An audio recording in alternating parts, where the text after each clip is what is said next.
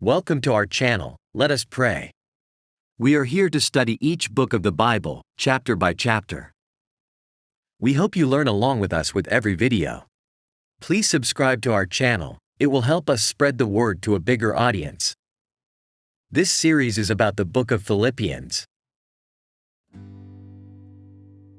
Philippians Chapter 2. If then there is any encouragement in Christ, if any consolation of love, if any fellowship with the Spirit, if any affection and mercy, fulfill my joy by thinking the same way, having the same love, sharing the same feelings, focusing on one goal. Do nothing out of rivalry or conceit, but in humility consider others as more important than yourselves.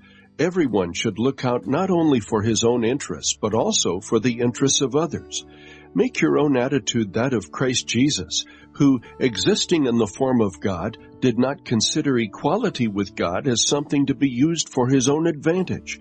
Instead, he emptied himself by assuming the form of a slave, taking on the likeness of men. And when he had come as a man in his external form, he humbled himself by becoming obedient to the point of death, even to death on a cross.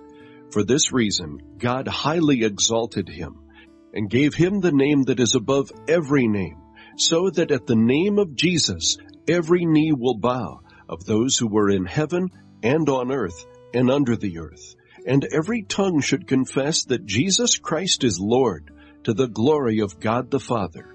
So then, my dear friends, just as you have always obeyed, not only in my presence, but now even more in my absence, work out your own salvation with fear and trembling, for it is God who is working in you, enabling you both to desire and to work out his good purpose. Do everything without grumbling and arguing, so that you may be blameless and pure, children of God who are faultless in a crooked and perverted generation, among whom you shine like stars in the world. Hold firmly to the message of life. Then I can boast in the day of Christ that I didn't run or labor for nothing. But even if I am poured out as a drink offering, on the sacrifice and service of your faith, I am glad and rejoice with all of you.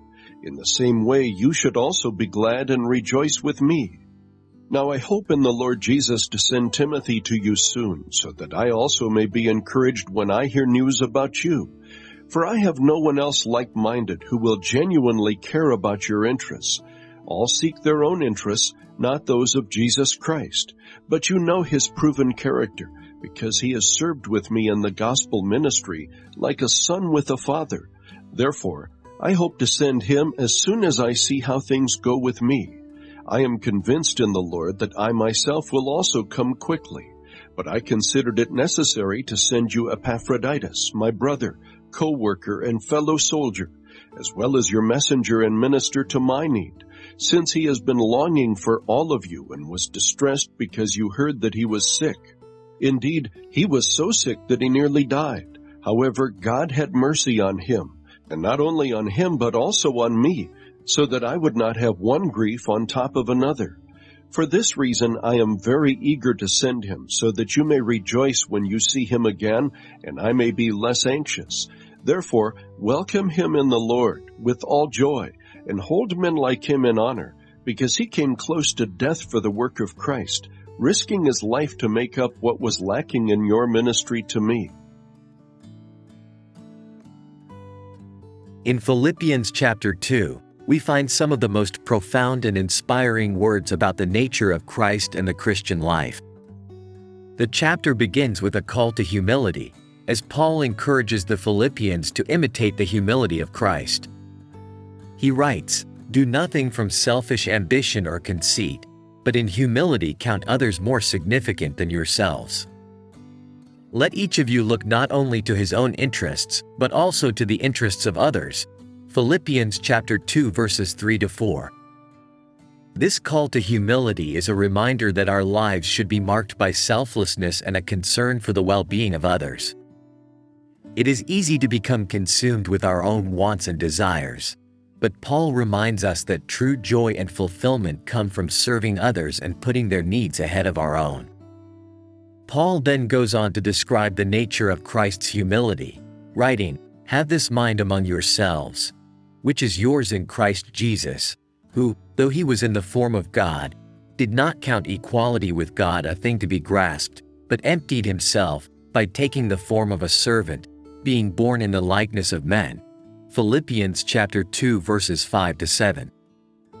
These words describe the incredible sacrifice that Christ made on our behalf.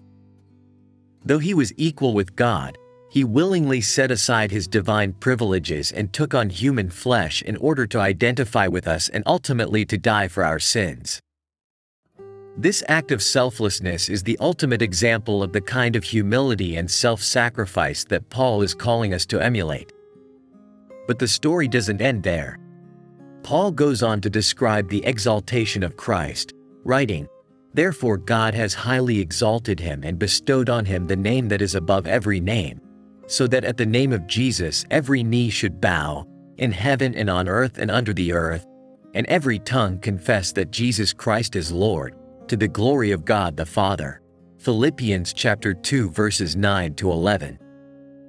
The exaltation of Christ is a reminder that our acts of selflessness and service are not in vain. Just as Christ was exalted after his sacrifice, so too will our sacrifices be rewarded in the end. We may not receive earthly recognition or praise for our acts of service, but we can trust that God sees and will reward us accordingly. I also want to focus on a verse that it is often misunderstood. Philippians Chapter 2 verse 12 says, "Therefore, my beloved, as you have always obeyed, so now, not only as in my presence but much more in my absence, work out your own salvation with fear and trembling." To properly interpret this verse in its context, we need to understand the overall message of Philippians Chapter 2. In this chapter, Paul urges the Philippians to follow the example of Christ, who humbled himself and became a servant for our sake. He emphasizes the importance of humility, unity, and selfless service. In verse 12, Paul is calling the Philippians to take responsibility for their own spiritual growth and development. He encourages them to continue to obey God, even when he is not physically present with them. The phrase, "work out your own salvation," means that they should actively pursue their salvation and live out their faith in practical ways. However, it is important to note that Paul is not suggesting that salvation is earned through our own efforts. In the preceding verses, he emphasizes that it is God who is at work in us, both to will and to work for his good pleasure. Philippians Chapter 2 verse 13. Salvation is a free gift from God that we receive through faith in Jesus Christ. Ephesians Chapter 2 verses 8-9. Please understand this gift and take it, open your heart and thank God for this gift he already gave you. Believe in this gift and seek his presence. In conclusion, Philippians Chapter 2 calls us to a life of humility and selflessness, following the example of Christ who humbled himself for our sake. It reminds us that true joy and fulfillment come from serving others and putting their needs ahead of our own. And it gives us hope that our acts of service will be rewarded in the end, just as Christ was exalted after his sacrifice. May we strive to live out this kind of selfless love and service, to the glory of God the Father. Thank you for watching our channel. We hope you enjoyed our teaching. Please don't forget to subscribe. That will help us make more videos like this and spread the word of God to a bigger audience. May the peace of God be with you today and always.